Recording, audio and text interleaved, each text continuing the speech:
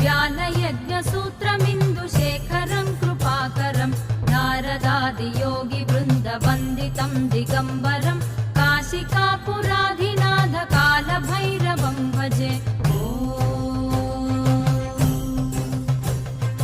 भानुकोटिभास्वरं भवाब्धितारकं परं नीलकण्ठमीप्सितार्थदायकं त्रिलोचनं कालकालमम्बुजाक्षमक्षशूलमक्षरं काशिकापुराधिनाथ कालभैरवं भजे।